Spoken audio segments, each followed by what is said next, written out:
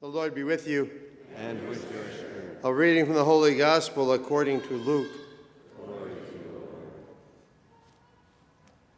Jesus said to his disciples, "Do not be afraid any longer, little flock, for your Father is pleased to give you the kingdom.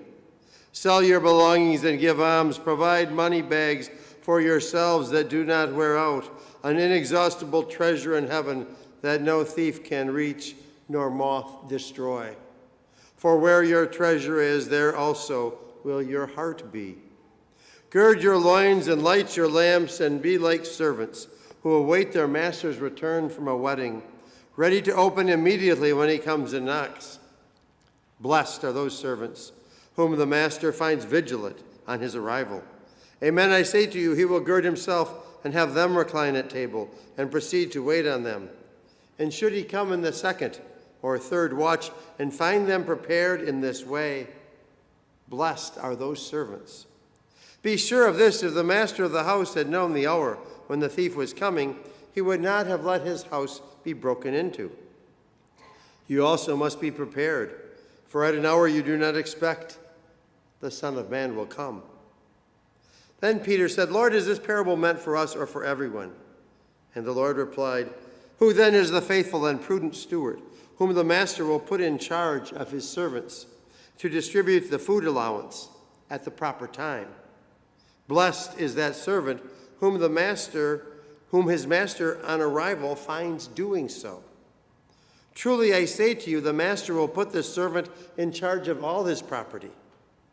But if that servant says to himself, 'My master is delayed in coming,' and begins to beat the men servants and the maid servants, to eat and drink and get drunk, then that servant's master will come on an unexpected day and at an unknown hour, and will punish the servant severely and assign him a place with the unfaithful. That servant who knew his master's will but did not make preparations or act in accord with his will be beaten severely. And the servant who was ignorant of his master's will but acted in a way deserving of a severe beating shall be beaten only lightly. Much will be required of the person entrusted with much, and still more will be demanded of the person entrusted with more." The Gospel of the Lord. Praise to you, Lord.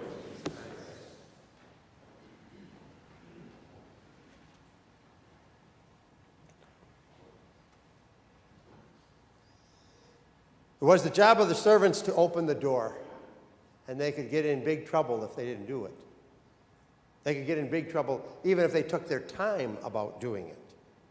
Wasn't a good thing to keep the master waiting. It was their job to open the door, and they were blessed for doing it. We tend to see the knock on the door as an interruption. We are busy people, and our schedules are packed. We don't have time to do anything else. More often now, the interruption these days is a phone call or a text message. And there have been times I've been walking out of the office and the phone rings. And it's like I'm having an argument with myself. Don't answer it. Just walk out the door. Don't answer it. I answered it. Now I got one more thing to do. And the problem these days is we take the phone with us. Used to be I could leave the office and I was out of touch. I was away from the phone or the door, but not anymore. The question is, do we want to answer the door, pick up the phone, or read the text message? We're busy. We already have more to do than we can get done, and it would be easier if we just ignored the door, the phone, or the text. That way we could go about our day and do those important things that are on our schedule. But like the servants, it's our job to open the door, to answer the phone, to read the text, and to respond. We're called to be vigilant. And that means to be always on the watch, to see and recognize the Lord in everyone. And even in the interruption. Maybe especially in the interruption.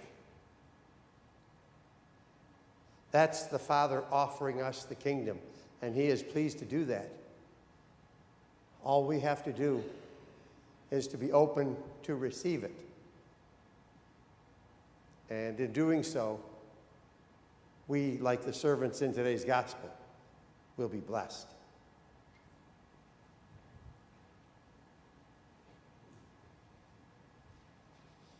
As a footnote to my homily, I usually leave my phone in the sacristy during Mass. But since I needed it as part of a prop here, I made sure to turn it off.